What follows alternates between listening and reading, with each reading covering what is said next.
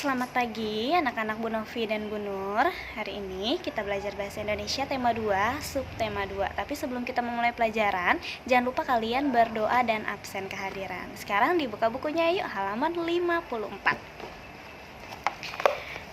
Yang ada gambar ini ya. Benny memelihara ayam. Ada ayam jago, ayam betina, dan anak-anak ayam. Setiap hari, Benny dibangunkan dengan suara ayam jago. Ayam jagonya berkokok nyaring sekali setiap pagi. Ternyata Benny juga punya buku cerita tentang ayam jago. Nah, seperti apa ceritanya? Ceritanya ada di halaman 55 tentang ayam jago baru. Nah, ayam jago ini bercerita tentang ayam jago baru yang berkokok sebelum waktunya. Ya, jadi hewan-hewan lain sudah bangun, ternyata dia salah, ternyata belum pagi. Nah, kalian harus baca ceritanya karena Bu Novi akan berikan tugas di halaman 58 teka-teki silang. Tapi di sini ada beberapa yang harus direvisi.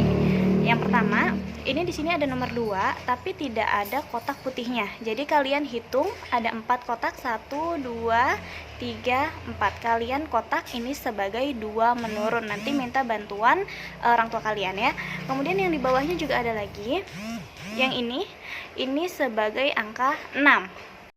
6 menurun, dan yang terakhir 8 mendatar. Ini tadinya kosong, ini nggak ada nomornya. Kalian tulis ini 8 mendatar. Untuk pertanyaannya nanti ada di halaman 57.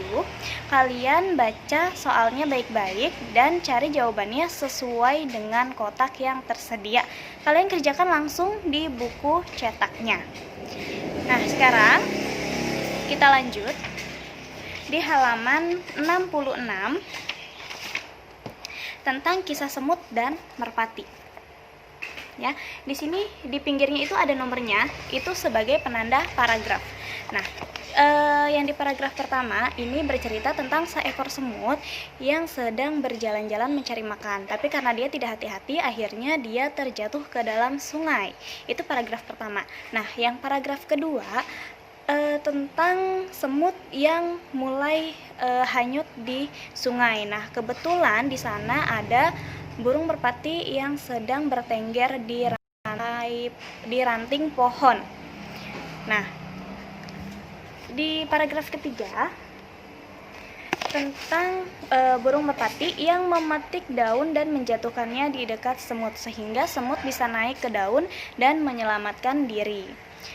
Kemudian paragraf keempat ini tentang seorang pemburu yang mengendap-endap mendekati burung merpati ya. Kemudian semut ini karena dia ingat atas kebaikan si burung merpati, si semut terburu-buru atau segera berlari mendekati pemburu dan menggigit kaki sang pemburu.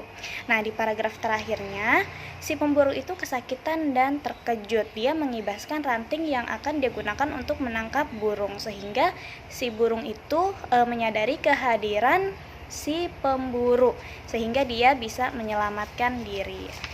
Nah, di belakangnya, di halaman 68 ada pertanyaan, ada 2 pertanyaan. Pertanyaan yang pertama, pelajaran apa yang kamu dapatkan dari dongeng kisah semut dan merpati? Nah, tadi yang pertama, semutnya hampir tenggelam kemudian diselamatkan oleh burung merpati. Kemudian suatu ketika ada pemburu yang mendekati burung merpati, tapi karena bantuan semut yang menggigit kaki pemburu, akhirnya burung merpati itu bisa menyelamatkan diri.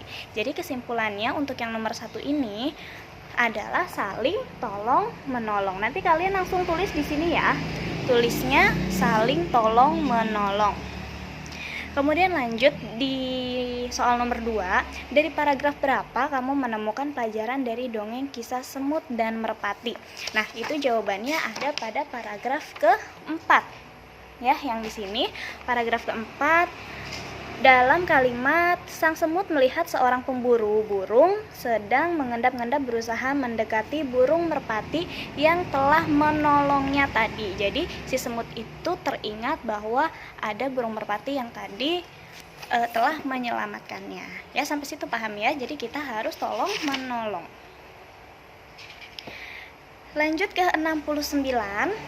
Ada si Benny. Benny memelihara ayam di rumah karena ia menyukai binatang. Ayah Benny membuat kandang ayam. Setiap hari, Benny memberi makan dan minum kepada ayam-ayamnya. Ayam-ayamnya sudah ada yang bertelur. Benny bertugas mengumpulkan telur-telur itu. Ayah Benny juga menyukai binatang. Ia memelihara burung beo. Burung beo ayah bisa bicara. Ayah juga orang yang lucu. Ia mengajari burung beo kata-kata lucu. Ayah dan Benny sering tertawa mendengarnya. Kadang-kadang Benny suka menggoda burung beo ayah. Nah, jadi setiap manusia memiliki sifat masing-masing. Dalam keluarga ada yang memiliki sifat sama dan ada juga yang sifatnya berbeda. Nah, dari cerita yang tadi Bu Novi bacakan, di bawah ini masih ada 2 pertanyaan tentang sifat ayah Benny dan sifat Benny. Nah, kalau sifat ayah Benny tadi apa? Dia menyukai binatang. Kalian tulis lagi di sini ya. Di kotak yang paling pinggir sini, kalian tulis menyukai binatang. Nah, dari sifat yang satu lagi, yang di sebelah sini, kalian tulis sifatnya apa tadi? Ayahnya lucu.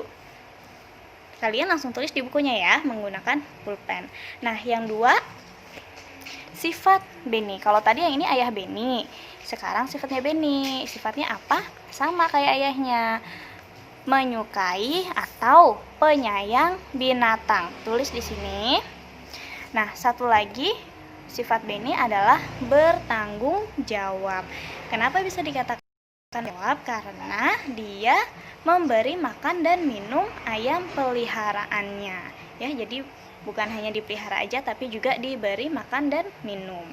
Paham ya? Sekarang lanjut lagi di halaman 75. Masih ada dongeng lagi tentang kisah petani dan anak harimau. Di sebuah desa di Pulau Jawa tinggallah seorang kakek. Ia terkenal baik hati dan ramah. Namanya Ki Maulaya. Para warga desa sangat segan dan mengagumi beliau. Sifatnya yang aktif dan bijaksana sering dijadikan tempat bertanya ketika ada perselisihan. Suatu hari, Ki Maulaya pulang dari sawah. Di tengah perjalanan menuju rumahnya, dia terhenti oleh suara yang didengarnya. Dia pun mencari dari mana suara itu berasal.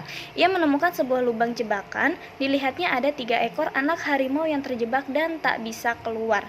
Melihat bahwa binatang yang ia temukan bisa membahayakannya, ia pun tertegun sejenak. Setelah beberapa saat terpukau, Ki Maulaya dapat menekan rasa takutnya. Aku percaya bahwa kebaikan pasti dibalas dengan kebaikan. Dikeluarkannya satu persatu anak harimau itu. Setelah semuanya terangkat, dia pun naik keluar dari lubang itu. Baru saja sampai di atas, tiba-tiba dari semak belukar keluar seekor harimau yang sangat besar. Harimau itu adalah induk dari 3 anak harimau yang dia tolong. Ia pun gemetar dan berkeringat dingin. Namun ia mencoba mengendalikan rasa takutnya. Ia hanya pasrah kepada kehendak sang pencipta. Harimau itu mendekatinya sambil mengendus-ngendus Ki Maulaya. Lalu ia pergi membawa anak-anaknya. Konon setelah kejadian itu, Ki Maulaya dan harimau menjadi sahabat. Harimau itu sering menunggui Ki Maulaya ketika di sawah dan menjaganya dari bahaya hewan-hewan buas. Dan apa yang diyakini Ki Maulaya terbukti, kebaikan pasti dibalas dengan kebaikan pula. Nah, jadi kesimpulannya dari cerita ini, di halaman 77, di paling atas ada kotak. Tulislah pesan yang terdapat pada dongeng kisah petani dan anak harimau. Nah, jadi pesannya seperti pada di kalimat yang paling bawah ini ya. Kalian tulis, kebaikan pasti dibalas dengan kebaikan pula. Ya, jadi kita tidak boleh takut untuk berbuat baik, apalagi kalau sampai bermanfaat untuk orang lain. Nah, baik, sampai sini untuk pelajaran bahasa Indonesianya. Jangan lupa kalian tadi baca dongeng Ayam Jago Baru untuk mengerjakan tugas teka-teki silang langsung di bukunya. Ya, selamat mengerjakan anak-anak. Selamat pagi dan terima kasih.